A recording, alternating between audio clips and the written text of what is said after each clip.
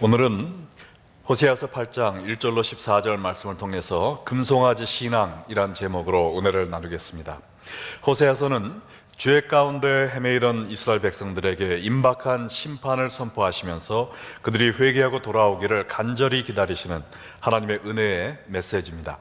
오늘 본문을 통해서도 동일한 메시지를 보게 되는데, 먼저 1절 말씀을 보시면 나팔을 내 입에 들지어다. 원수가 독수리처럼 여호와의 입에 덮치리니 이는 그들이 내 언약을 어기며 내 율법을 범함이로다. 여기서 나팔을 입에 댈지어다 라는 말은 하나님께서 호세아 선지자에게 하신 말씀인데요, 북이스라엘에 대한 하나님의 심판이 이미 시작되었음을 이야기하는 것입니다. 왜냐하면 원수, 즉 심판의 도구로 사용될 아수르 군대가 코앞에 와 있기 때문이죠. 그들이 여호와의 집에 독수리처럼 덮치리라 라고 했는데, 여기서 여호와의 집이란 이스라엘의 백성을 의미하는 말입니다. 그들은 자신들이 하나님의 선민이고 하나님의 백성이기 때문에 우리가 죄를 진다 할지라도 감히 누가 우리를 공격하겠느냐라는 헛된 자만심을 갖고 있었습니다. 그러나 하나님은 하나님의 집이라도 그들이 죄악을 범했을 때 독수리처럼 그의 원수들이 그들을 덮칠 것이다 라고 말씀을 하셨습니다. 여러분, 독수리가 하늘에서 먹이를 보고 내리 찍을 때, 그 급강하할 때 그 속도가 얼마나 빠른지 아세요? 제가 좀 찾아봤더니요, 시속 210마일입니다. 우리가 하이웨이에서 차를 타고 가는 속도의 3배의 그 속도로 와서 먹이를 낚아채니까 독수리한테 걸리면 꼼짝없이 당하고 마는 거예요. 이같이 이스라엘은 독수리처럼 빠르고 강한 아수르 군대에게 멸망당할 수밖에 없는 운명에 처해 있었습니다. 그 이유가 무엇이었을까요? 1절에 나온 대로 그들이 하나님의 언약과 율법을 어겼기 때문이죠. 이것은 그들이 시내산에서 맺은 언약을 가리키는데, 모세가 시내산에서 40일 동안 하나님과 거한 후에 율법을 받아 내려온 후 어떤 일이 있었는지 출애굽기 24장 7절과 8절을 보겠습니다. 모세가 피를 가지고 반은 여러 양푼에 담고 반은 제단에 뿌리고 언약서를 가져다가 백성에게 낭독하여 듣게 하니 그들이 이르되 여호와의 모든 말씀을 우리가 준행하리이다. 모세가 그 피를 가지고 백성에게 뿌리며 이르되 이는 여호와께서 이 모든 말씀에 대하여 너희와 세우신 언약의 피니라. 하나님이 그들에게 율법을 주시면서 너희가 이 말씀을 지키면 축복을 받고 불순종하면 저주를 받을 것이다 라고 말씀하셨을 때, 이스라엘 백성들은 언약의 피를 뿌리면서 우리가 여호와의 모든 말씀을 준행하겠습니다 라는 언약을 맺었습니다. 그러나 그들이 이 언약을 지켰나요?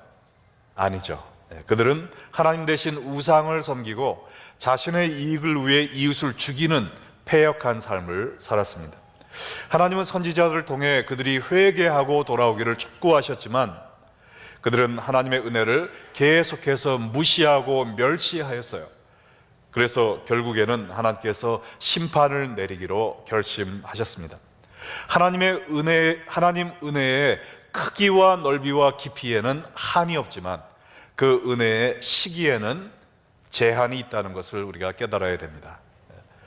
아직 회개할 수 있고 하나님께 돌아올 수 있는 기회의 문이 열려 있을 때 우리가 회개하고 주님께 돌아오지 않으면 심판의 때가 임한다는 것을 믿으시기 바랍니다. 자, 이 심판의 때가 독수리처럼 임할 때 이스라엘이 어떻게 반응할지 하나님은 이미 알고 계셨습니다.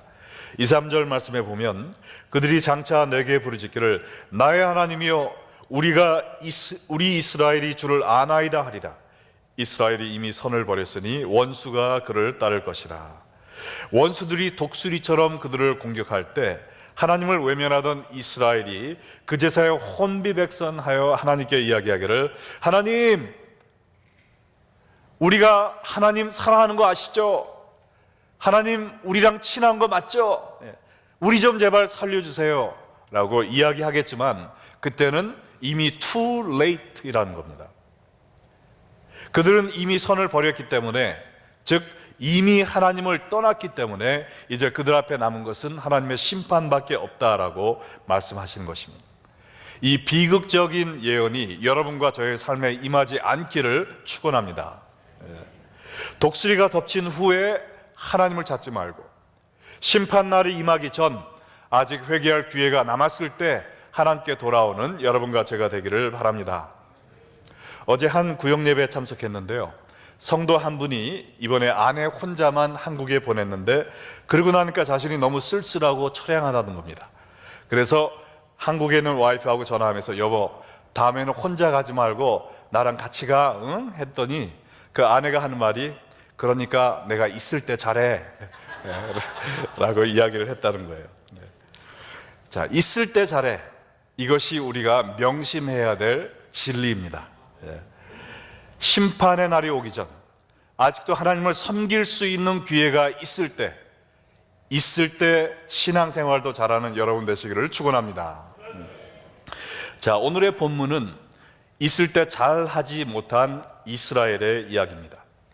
하나님의 택한 선민이었고 하나님으로부터 언약과 율법까지 받은 이스라엘 백성이었지만 뭘 그리 잘못했길래 멸망하게 되었을까요? 그들의 신앙은 한마디로 금송아지 신앙이라고 할 수 있겠는데, 오늘 본문을 통해 금송아지 신앙의 세 가지 특징을 조명해 보겠습니다.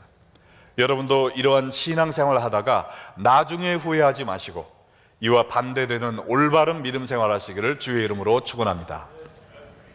금송아지 신앙의 첫 번째 특징은 아버지 뜻대로 마옵시고 내 뜻대로 하옵소서라는 생각입니다. 아버지 뜻대로 마옵시고 내 뜻대로 하옵소서.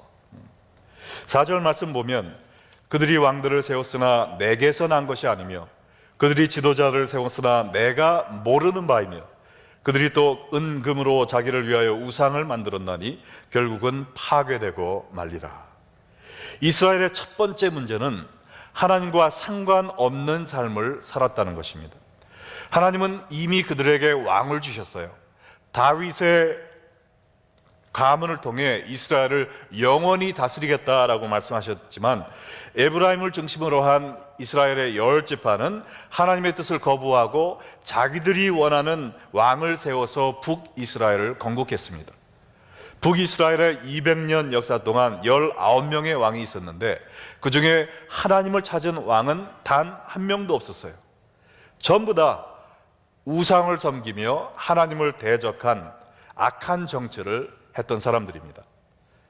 아버지 뜻대로 마옵시고 내 뜻대로 해주세요 라는 사상은 정치계뿐만 아니라 그들의 종교 생활에도 그대로 반영되어서 그들은 하나님을 섬기는 대신 은이나 금으로 만든 우상을 만들었다고 했는데 어떤 우상을 만들었죠? 송아지 우상을 만들었습니다. 자, 송아지 우상 하니까 어떤 이야기가 생각이 나세요? 구약에서 광야 시절 동안에 모세가 시내산에서 더디 내려오니까 백성들이 은금을 모아서 뭘 만들었죠? 송아지 우상을 만들었습니다. 그때 이야기를 한번 잠깐 보겠는데 출애굽기 32장 8절과 10절에 보면 그들이 내가 그들에게 명한 길을 속히 떠나 자기를 위하여 송아지를 부어 만들고 그것을 예배하며 그것에게 제물을 드리며 말하기를 이스라엘아 이는 너희를 애굽 땅에서 인도하여 낸 너의 신이라 하였도다. 그런즉 내가 하는 대로 두라. 내가 그들에게 진노하여 그들을 진멸하고 너를 큰 나라 되게 하리라. 그들이 금송아지 우상을 만들었을 때 하나님의 반응이 어땠습니까? 이스라엘 백성이 하나님을 명령하신 길을 속히 떠났다. 내가 그들에게 진노하여 그들을 멸망시키리라. 자, 이 말씀 보면 하나님이 좋아하신 건가요? 싫어하신 건가요? 싫어하셨죠? 이스라엘 백성들이 이것을 모를 리가 없습니다. 더군다나 똑똑해서 북이스라엘의 왕까지 지낸 그 19명의 사람들이 이것을 몰랐을 리가 없죠. 그럼에도 불구하고 하나님을 대적하고 금송아지를 또다시 만들었다는 겁니다. 이것은 북이스라엘의 초대 왕인 여로보암 1세 때부터 시작됐는데 여로보암이 왜 송아지 우상을 만들었는지 열왕기상 12장 27절로 29절 말씀을 보겠습니다. 만일 이 백성이 예루살렘에 있는 여호와의 성전에 제사를 드리고자 하여 올라가면 이 백성의 마음이 유다 왕 된 그들의 주 르호보암에게 돌아가서 나를 죽이고 유다의 왕 르호보암에게 돌아가리라 하고 이에 계획하고 두 금송아지를 만들고 무리에게 말하기를 너희가 다시는 예루살렘에 올라갈 필요 없다. 이스라엘아, 이는 너희를 애굽 땅에서 인도하여 올린 너희의 신이라 하고 하나는 베델에 두고 하나는 단에 둔지라. 자, 북이스라엘 백성들이 예배를 드리러 예루살렘, 남유다에 있는 예루살렘으로 가는 것을 보고 이 여로보암 1세가 내 백성들이 거기 갔다가 고무신 거꾸로 신고 나한테 배반하면 어떡하지? 그래서 예루살렘에서 제사 드려라 라는 하나님의 뜻을 어기고 자기 마음대로 베델과 단에다 신상을 세운 겁니다. 그리고 이 송아지한테 예배 드리면 돼, 똑같은 거야 하면서 송아지 우상을 강요했고, 나머지 18명의 왕들도 자신들의 정치적 입지를 굳히기 위해서 똑같이 했다는 겁니다. 자, 여러분, 많고 많은 우상들 중에 왜 하필이면 송아지 형상으로 우상을 만들었을까요? 송아지 고기가 맛있어서 그런가요? 제 생각에는 송아지는 순하고 인간의 말을 아주 잘 듣는 짐승입니다. 그리고 먹이만 제때 주면 사람을 해치지가 않고 사람한테 충성을 다해요. 그러니까 이스라엘 백성들은 하나님도 이러한 송아지 같은 존재가 되기를 원했던 겁니다. 하나님, 내가 하나님한테 제사 잘 드릴 테니까, 재물 그때그때 줄 테니까 내 말 잘 듣는 하나님 되시오니 하는 마음으로 송아지 형상을 만든 거예요. 하나님은 십계명을 통해 분명히 우상을 만들지 말라 그랬습니다. 그러나 그들은 하나님을 내 뜻대로 움직이는 송아지 형상으로 전락시켜 버렸어요. 그러니 하나님이 노하지 않을 수 있겠습니까? 5, 6절 말씀을 보세요. 사마리아여, 내 송아지는 버려졌느니라. 내 진노가 무리를 향하여 타오르나니 그들이 어느 때야 무죄하겠느냐. 이것은 이스라엘에서 나고 장인이 만든 것이라 참신이 아니니 사마리아의 송아지가 산산조각이 나리라. 하나님은 북이스라엘의 수도인 사마리아를 거론하시면서 북이스라엘 모든 백성에게 말씀하신 겁니다. 내 송아지 우상을 보니 내 속이 타서 견딜 수가 없구나. 이거는 참신이 아니고 너희들 손으로 만든 가짜 아니냐. 어떻게 온 우주의 창조주인 나를 이 송아지 우상에 가둬 놓으려고 하느냐. 이 송아지 우상뿐 아니라 내가 너희들도 심판하리라 라는 말씀입니다. 어떤 심판을요? 7절 말씀 보세요. 그들이 바람을 심고 광풍을 거둘 것이라. 심은 것이 줄기가 없으며 이삭은 열매를 맺지 못할 것이요 혹시 맺을지라도 이방 사람이 삼키리라. 이 예언은 한마디로 없어야 될 것은 있고 있어야 될 것은 없게 되는 비극을 이야기하고 있습니다. 바람을 심고 광풍을 거두는 것은, 이것은 순풍에 돛단 듯 잘 나가던 배가 갑자기 태풍을 맞아서 전복하는 것을 의미하는 거예요. 우리의 삶에 예기치 못한 대형 사고가 일어날 것이라는 것이죠. 그리고 곡식의 씨앗을 심었는데 줄기가 안 나요. 줄기는 날지 몰라도 열매를 맺지 못합니다. 혹 열매를 맺는다 할지라도 이방 민족이 와서 다 빼앗는다는 거예요. 없어야 될 비극은 있고 꼭 있어야 될 식량과 땅은 빼앗기고 마는 그러한 피눈물 나는 형벌을 당하게 될 것이다 라는 말씀입니다. 이 하나님의 예언은 BC 722년에 아수르가 독수리처럼 그들을 공격함으로 말미암아 이스라엘의 땅과 모든 재산과 식량을 빼앗기고 아수르의 포로로 끌려감으로 말미암아 그대로 성취되고 말았습니다. 이것이 송아지 하나님을 섬기는 사람들의 말로라는 것이죠. 오늘 여러분이 섬기고 있는 하나님은 어떤 모습의 하나님입니까? 온 우주 만물을 주관하시고 나의 삶을 주장하시는 통치주 하나님이십니까? 아니면 여러분의 뜻에 순종하기 위해 존재하는 송아지 하나님입니까? 여러분의 하나님은 죄악을 심판하시는 심판주 하나님이세요? 아니면 우리가 무슨 짓을 하든지 그냥 눈만 꿈뻑꿈뻑 하면서 그 자리에 가만히 서 있는 무력한 송아지 하나님입니까? 여러분의 삶이 하나님의 뜻대로 이루어지고 있습니까? 아니면 내 마음대로 모든 것을 주장해 가는 삶을 살고 있지는 않으십니까? 여러분이 하나님의 영광을 위해 존재하세요? 아니면 하나님이 여러분의 행복을 위해 존재하시는 겁니까?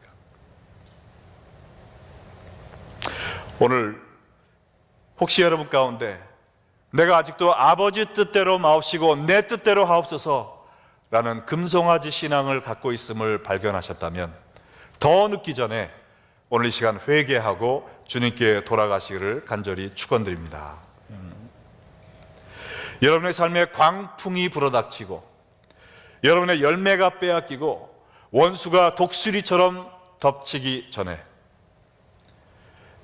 하나님 앞에 내 뜻대로 마옵시고 오직 아버지 뜻대로 하옵소서라는 올바른 신앙을 회복하는 여러분 되시기를 주의 이름으로 축원합니다. 금송아지 신앙의 두 번째 특징은 아버지보다 세상을 더 사랑합니다라는 사상입니다. 아버지보다 세상을 더 사랑합니다. 8절 보면 이스라엘은 이미 삼켜졌은즉 이제 여러 나라 가운데 있는 것이 즐겨 쓰지 않는 그릇 같도다. 아직 심판이 시작되진 않았는데 이스라엘은 이미 삼켜졌다라는 과거형으로 써 있습니다. 이것은 예언적 완료형이라고 하는데요, 미래의 사건이 이미 일어난 것처럼 확실히 일어날 것을 강조하는 어투입니다. 그들이 받을 심판이 먼저 나와 있는데 그것은 이스라엘이 열국 가운데 즐겨 쓰지 않는 그릇 같이 될 거다 그랬어요. 이것은 깨진 질그릇이 천대받고 박대받고 버림받고 개밥그릇이나 사용되듯이 이스라엘이 여러 나라의 조롱거리가 될 것이다 라는 말씀입니다. 과거 이스라엘은 얼마나 큰 영광의 나라였습니까? 솔로몬 시대를 생각해 보세요. 모든 나라들이 이스라엘과 교역을 원했던 선망의 대상이었어요. 제가 에티오피아 선교를 가보니까 거기에 국립박물관이 있는데 시바 여왕이 그 솔로몬한테 간 그림을 다 그려놨더라고요. 근데 솔로몬하고 만나고 그 영화로운 그 궁궐을 다 보고 난 다음에 밤에 솔로몬하고 침상에 같이 누워있는, 성경에는 없지만 시바 여왕이 솔로몬과 거시기하는 사진이 있더라고요. 그리고서 에티오피아에서 주장하는 건 뭐냐, 우리는 솔로몬과 시바 여인 사이에 태어난 핏줄이다. 그래서 굉장한 자부심을 갖고 있어요. 그처럼 이스라엘은 모든 나라의 선망의 대상이었습니다. 그러나 이스라엘이 어떻게 되었어요? 아수르에게 끌려가는 그러한 처지가 되었고, 그리고 역사에 보면 로마 시대에도 모든 노예들 가운데서 가장 천한 노예가 바로 유대인 노예였다고 합니다. 그리고 근대 역사를 보아도 유대인들이 얼마나 많은 세계인들의 미움과 핍박을 받았습니까? 9절 말씀에 또 다른 심판의 예언과 또 그 형벌의 이유가 나와 있는데요, 그들이 홀로 떨어진 들나귀처럼 아수르로 갔고 에브라임이 값주고 사랑하는 자들을 얻었도다. 홀로 떨어진 들나귀란 성급하고 무모하고 전혀 길들어지지 않아서 제멋대로 내달아 광야에서 사자의 먹이가 되기 십상인 짐승을 가리키는 말입니다. 이 말처럼 이스라엘은 하나님의 말씀에 순종하지 않고 제멋대로 내달아 자신을 잡아먹기 위해 입을 벌리고 있는 사자 같은 아수르한테 제 발로 걸어갔다는 거죠. 그래서 값주고 사랑하는 자를 얻었도다 했는데, 이 말은 직역하면 진정한 사랑이 없는 음녀를 샀다 이 말입니다. 다시 말하면 북이스라엘을 도울 마음이 전혀 없는 아수르와 애굽에 뇌물을 주고 평화 조약을 맺었음을 비유하는 말이에요. 그러나 그들이 어떻게 되었습니까? 10절에 보면 그들이 여러 나라에게 값을 주었을지라도 이제 내가 그들을 모으리니 그들은 지도자의 임금이 주어진 임으로 말미암아 쇠하기 시작하리라. 그들을 사랑하는 하나님의 손을 뿌리치고 주의 강대국을 그들의 우상으로 삼아 재물과 저공으로 그들의 사랑을 구걸한 이스라엘은 질투하시는 하나님의 분노를 자극했다 말이죠. 그래서 하나님이 이스라엘을 치기 위하여 그들을 모으신 그날 그 강대국들은 딴청만 피우고 있더라 이거예요. 그들을 구하지 못했단 말입니다. 오히려 이스라엘을 공격하는 하나님의 심판의 도구가 되었다는 것이죠. 이 말씀처럼 이스라엘은 아수르의 침공 조짐이 보이자 은 1,000달란트를 조공으로 바침으로 당면한 위기를 모면했고, 또한 애굽의 힘을 빌어 나라를 구하고자 애굽에게도 많은 조공을 바쳤습니다. 양쪽으로 많은 지출을 하던 이스라엘은 국력이 점점 더 쇠약해졌고, 나중에 아수르가 쳐들어왔을 때 방어할 힘이 없었어요. 애굽은 강 건너 불 구경하듯 했고, 이스라엘은 아수르에 아무런 대응을 하지 못하고 멸망하고 말았던 것입니다. 이것이 아버지보다 세상을 더 사랑하는 금송아지 신앙의 결말입니다. 많은 사람들이 하나님의 사랑을 저버리고 나는 돈이 더 좋아, 명예가 더 좋아, 성공이 더 좋아, 쾌락이 더 좋아 하면서 많은 희생과 수고의 값을 치르고 이 세상의 사랑을 살려고 노력을 하고 있어요. 그러나 이 세상은 우리 편이 아니라는 겁니다. 이 세상은 우리를 잡아 삼키기 위해 입을 벌리고 있는 사자와 같다는 거예요. 우리가 돈으로 행복을 사려고 하면 할수록 우리는 더 깊이 돈의 노예가 되는 겁니다. 얼마 전에 한 3만 불 정도 수입이 되는 사람들에게 당신 얼마 벌면 만족하겠습니까? 물어봤더니 한 5만 불 정도 벌면 만족하겠습니다. 그래서 5만 불 버는 사람들한테 여러분 만족이 있으세요? 아니요, 한 10만 불쯤 벌면 만족하겠습니다. 아, 그래요? 그래서 10만 불 버는 사람들을 모아놓고 10만 불 버니까 행복하시죠? 아니요, 한 20만 불쯤 벌면 제가 기쁘겠습니다. 그래서 야, 이상하다. 그래서 20만 불 넘어 버는 아주 갑부들을 모아놓고 당신들은 전 세계 상위 1%의 사람들이니까 만족하시죠? 했더니 그 사람들이 뭐라 그런지 아세요? 아니요, 조금만 더 벌었으면 좋겠습니다. Just a little bit more. 돈의 욕심에는 끝이 없다는 것이죠. 돈의 노예로 평생 살다가 그렇게 종치는 겁니다. 성결교가 낳은 위대한 부흥사인 이성복 목사님은 올바른 물질관을 가르치기 위해 물과 배의 비유를 들었어요. 물은 배를 뜨게 하는 데 필요한 것이지만 배에 구멍이 나서 물이 배 안으로 들어오게 되면 배는 물 안에 잠겨 망하고 만다는 겁니다. 마찬가지로 사람은 물질이 필요하다는 거예요. 우리가 살려면 물질이 필요해요. 그러나 그 물질이 우리의 마음에 들어오게 되면 우리의 인생을 전복시켜버린다는 것이죠. 그래서 예수님께서도 마태복음 6장 33절에 말씀하시기를 너희는 먼저 그 나라와 그 의를 구하라. 그리하면 이 모든 것을 너희에게 더하시리라 라고 말씀하신 겁니다. 여러분, 말과 마차를 한번 생각해 보세요. 말이 앞에 있습니까? 마차가 앞에 있습니까? 말이 앞에 있죠. 그래야 마차가 달리는 거예요. 만약 마차가 앞에 있고 말이 뒤에 있다면 앞으로 갈 수가 있습니까? 못 가죠. 가려고 하다가 말 머리만 상처 나는 겁니다. 이와 마찬가지로 우리의 삶의 가장 앞에 둬야 될 것은 하나님을 온 몸과 마음을 다하여 사랑하는 것입니다. 주의 영광을 위해 사는 거예요. 우리가 이것을 우리의 삶 최우선권으로 두고 달려갈 때 우리에게 필요한 모든 물질과 이 세상의 건강과 모든 것을 하나님이 마차 가득 실어주실 줄 믿으시기 바랍니다. 그러나 이것이 순서가 바뀌면 이거는 아무데도 쓸모없는 인생이 되는 것입니다.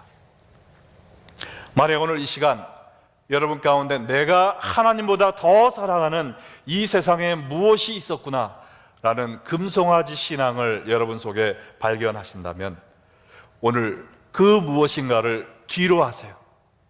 그리고 오직 하나님만을 여러분 앞에 두시기 바랍니다. 그래서 하나님의 영광을 위하여 주님을 기쁘시게 하는 이 일을 위해 달려가기로 헌신하는 여러분 되시기를 주의 이름으로 축원합니다. 마지막으로 금송아지 신앙의 세 번째 특징은 아버지가 용서할 테니 마음껏 죄 짓겠습니다 라는 거예요. 아버지가 용서할 테니 마음껏 죄 짓겠습니다. 11절 보시기 바랍니다. 에브라임은 죄를 위하여 제단을 많이 만들더니 그 제단이 그에게 범죄하는 것이 되었도다. 아니, 하나님께 제사 드리는 제단을 더 많이 만들면 더 좋은 거 아닙니까? 왜 그 제단이 더 많을수록 죄가 더 커져진다고 하는 걸까요? 그 이유는 이스라엘이 진정한 회개 없이 제사만 드리면 다 되는 걸로 착각을 했기 때문에요. 그들은 자신의 죄를 회개하고 하나님의 말씀대로 거룩한 삶을 사는 거에는 전혀 관심이 없었어요. 그리고 우리는 어떻게 살든지 간에 속죄 제사만 드리면 다 되니까 무조건 제단만 만들자, 그리고 내 마음대로 쾌락을 즐기며 살자라는 이러한 마음으로 하나님 앞에 나왔다는 겁니다. 그러한 마음으로 드리는 제사는 오히려 하나님 앞에 더 모욕스러운 제사고 하나님 앞에 가증스러운 제사가 되었다는 겁니다. 하나님은 12절에 이렇게 한탄하셨어요. 내가 그를 위하여 내 율법을 만 가지로 기록하였는데 그들은 그것을 이상한 것으로 여기고 만다라는 겁니다. 하나님은 이스라엘 백성들을 위해서 선지자를 통해서, 꿈을 통해서 여러 가지 방법으로 하나님의 말씀을 기록하고 선포하셨지만 그들은 그 말씀이 자신들과 전혀 상관없는 것으로 여겼다는 거예요. 저 귀찮게 뭘 그런 걸 해. 나는 내 마음대로 살고 교회 가서 그냥 회개기도 하면 돼. 하나님이 다 용서해 주실 거야. 마음대로 살아. 하나님이 가증스럽게 여기는 마음이라는 겁니다. 그래서 13절에 보니까 그들이 내게 고기를 제물로 드리고 먹을지라도 여호와는 그것을 기뻐하지 아니하고 이제 그들의 죄악을 기억하여 그 죄를 벌하리니 그들은 애굽으로 다시 가리라. 여기에 고기를 제물로 드린다는 것은 속죄 제물을 드리고 그 제사 후에 그 제물로 식사를 하는, 파티하는 걸 의미합니다. 하나님께 와서 통회하고 자복하는 마음으로 간절히 속죄 제사를 드리는 것이 아니라, 야, 우리 빨리 가서 이 제사는 대강 치워버리고 끝나고 우리 파티하자, 파티. 내가 오늘 맛있는 양고기 갖고 왔어. 예배는 딴전에 있고 그 제사는 딴전에 있고 제밥에만 관심이 있었다라는 것이죠. 혹시 여러분 가운데서도 교회 나오면서 예배는 그냥 건성으로 드리고 오늘 예배 후에 점심이 뭐가 나올까, 그것만 생각하는 분이 있습니까? 예배 후에 내가 그냥 보고 싶었던 그 사람하고 만나서 재밌는 얘기하고 싶어. 목사님 설교가 왜 이렇게 길어, 오늘 다 끝나고 여기 맥다널 다방에 가서 한 잔 커피 하면서 우리 회포를 풀어야지. 그 재미로 교회 나오는 분 계십니까? 하나님이 받지 않으시는 제사라는 겁니다. 우리는 온 몸과 마음을 다해 주여 제가 또 주 앞에 넘어졌나이다. 주님 저를 불쌍히 여겨 주시옵소서. 예수 그리스도의 피로 저를 다시 한번 깨끗이 씻어 주셔서 하나님이 기뻐하시는 거룩한 삶 살 수 있게 해주세요. 눈물로 간절한 마음으로 기도하고 그 후에 성도의 교제에 얼마든지 나눠도 좋습니다. 그러나 그 예배가 부수적인 것이라면 안 된다는 겁니다. 할렐루야. 그래서 결과적으로 어떻게 됐어요? 14절 말씀해 보니까 이스라엘은 자기를 지으신 이를 잊어버리고 왕궁들을 세웠으며 유다는 견고한 성읍을 많이 쌓았으나 내가 그 성읍들의 불을 보내어 그 성들을 삼키게 하리라. 자, 우리가 견고한 성읍을 쌓고 적에 대비해서 방비하는 것, 나쁜 것은 아닙니다. 그러나 우리를 지으신 이를 잊어버리고 아무리 성을 많이 높이 쌓아봤자 소용없는 일이라는 겁니다. 하나님이 그의 불을 보내시면, 심판의 도구인 아수르를 보내시면 우리가 갖고 있던 모든 것은 한순간에 불에 타 없어져 버린다는 거예요. 우리에게 가장 중요한 것은 우리를 지으신 이가 누군가를 확실히 아는 것입니다. 이 세상에 튼튼한 건물들이 많지만 가장 안전한 성은 바로 우리 하나님 자신이라는 거예요. 우리가 아무리 높은 빌딩 안에 들어가 숨어 있어도 그곳이 안전한 곳이 아니라 오직 하나님의 말씀을 순종하고 주의 사랑 안에 거하는 그 삶, 그것이 가장 행복하고 안전한 삶임을 믿으시기 바랍니다. 여러분, 그때뿐만 아니라 지금도 하나님께서 우리에게 얼마나 많은 방법으로 하나님의 말씀을 가르쳐 주고 계십니까? 지금은 그때보다 수천 배 더 많죠. 주일날 예배, 금요 예배, 새벽 예배, 얼마나 교회에서 하나님의 말씀을 들을 수 있는 기회가 많습니까? 차 타고 집에 가면서 라디오만 들어도 설교가 수없이 나와요. TV, 인터넷에 들어가 보세요. 전 세계 교회 설교가 다 나와 있습니다. 성경 공부는 또 얼마나 많습니까? 기독교 서점에 가면 그 기독교 서적이 수천 권이 우리를 기다리고 있잖아요. 구역 예배 가도 말씀, 또 여기저기 부흥회 가서 말씀의 홍수 가운데 살고 있어요. 중요한 것은 내가 들은 그 말씀을 가지고 내가 뭘 하느냐 말입니다. 이스라엘 백성들처럼 한 귀로 듣고 한 귀로 흘린다면 하나님이 기뻐하시는 예배가 아닙니다. 그러나 내가 들은 말씀을 내 가슴으로 받고, 주여 제가 이 말씀대로 살기를 원하나이다, 저를 변화시켜 주시옵소서, 간절한 마음을 가지고 말씀과 함께 씨름할 때 우리의 삶이 변한다는 것이죠. 여러분, 말씀은 들어서 효과가 나타나는 것이 아닙니다. 순종함으로 효과가 나타나는 거예요. 로마서 2장 13절에도 다 함께 읽어볼까요? 하나님 앞에서는 율법을 듣는 자가 의인이 아니요 오직 율법을 행하는 자라야 의롭다 하심을 얻으리니. 물론 말씀을 들어야 행할 수가 있습니다. 그러나 듣기만 했다고 하나님이 의롭다 하지 않으신다는 거예요. 너 오늘 재밌는 데 놀러 갈 때 많은데 오늘 교회 와서 설교 들었구나. 잘했어. 교회 와서 설교 들은 걸로 우리의 책임이 다한 것이 아닙니다. 말씀을 들었으면 그 말씀대로 사는 것이 하나님이 원하시는 것들로 믿습니다. 그래서 저희 교회에서 제자훈련을 열심히 하고 있는데요, 저희 교회 제자훈련을 저는 정말 좋아합니다. 왜냐하면 여러 가지 이유가 있지만 그 제자훈련 마지막에 뭐가 나가죠? 사역과제가 나갑니다. 오늘 배운 말씀을 이번 주에 가서 실천하고 다음 주 제자훈련은 그 실천한 내용을 간증함으로 시작이 되는 거예요. 바로 여기에서 삶의 변화가 있습니다. 많이 내가 성경 공부 이것까지 다 했다, 그거 자랑하지 마세요. 그걸 통해서 내 삶이 얼마나 변화됐나, 그것이 중요한 것입니다. 할렐루야. 지난주에도 어떤 분이 제자훈련 하면서 이렇게 말씀하시는데, 제자훈련 하면서 자기의 삶이 변하는 것을 느낀다는 겁니다. 전에는 흑인 동네에 가서 물건을 팔면서 흑인들을 대할 때 이 사람들은 내가 내 생계를 위해서 물건을 파는 비즈니스의 상대자로밖에 여기지 않았다는 거예요. 근데 말씀을 공부하면서 교회를 다니면서 또 말씀을 실천하려고 노력을 하면서 이제는 그들을 바라보는 눈이 바뀌었다는 겁니다. 이제 그들을 볼 때 이들을 축복해야 된다는 마음이 생긴다는 거예요. 이들을 위해서 기도하는 마음이 생기다는 겁니다. 이들을 사랑하는 마음으로 하나님의 자녀로 대하게 되는 자신을 보면서 제가 참 많이 변했습니다 라고 하는 간증을 들었습니다. 할렐루야. 이것이 바로 하나님이 원하시는 모습입니다. 여러분은 하나님의 말씀을 삶에 적용함으로 변화된 삶을 경험하고 계십니까? 아니면 여러분 머릿속에 늘어가는 말씀의 지식만 자랑하고 있지는 않습니까? 교회 와서 예배드리며 진정으로 회개하며 하나님을 사모하는 마음으로 이 시간에 나와 계십니까? 아니면은 예배 후 있을 2부 순서, 만날 사람들, 그것을 더 기뻐하고 있지는 않습니까?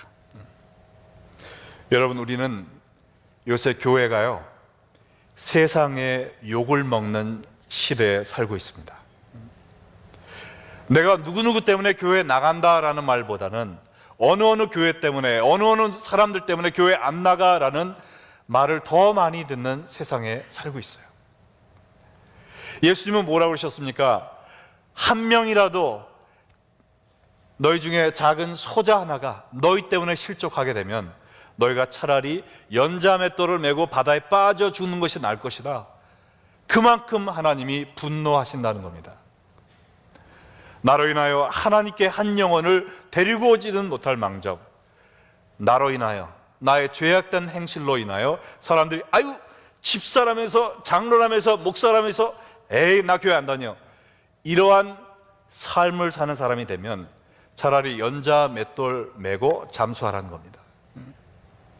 우리가 이러한 사람들이 되지 않기 위해서 진실된 속죄 제사를 드려야 되겠습니다. 겉만 번지르한 거 하나님 원치 않았어요. 자복하고 통회하는 마음으로 우리가 1시간 예배를 드려도 주님, 이 시간 제가 주님의 치유를 경험하기 원합니다. 주님의 참된 용서를 경험하기 원합니다. 제가 변화받기 원합니다. 성령으로 저를 채워주시고 예수 그리스도의 보혈로 씻어주셔서 주님이 원하시는 참되고 거룩한 삶, 성령 충만한 풍요로운 삶 살게 하여 주시옵소서. 간절한 마음으로 우리가 하나님 앞에 예배 드릴 때 하나님이 원하시는 아름다운 하나님의 나라가 우리의 가정에서 이루어지고 우리 교회 안에서 이루어지고 우리 교회를 통해 이 말세지 말에 하나님이 원하시는 그 아름답고 기쁨에 찬 하나님의 나라가 확장돼 갈 줄로 믿습니다. 여러분은 어떤 신앙을 갖고 계십니까? 아버지 뜻보다 내 뜻을 이루어지기를 원하는 마음이 있지는 않으세요? 아버지보다 아직도 세상을 더 사랑하며 살고 있지는 않습니까? 아버지가 용서하실 거니까 내 마음대로 즐기며 쾌락을 즐기며 살자, 그런 마음으로 내 몸을 막 굴리며 살고 있지는 않습니까?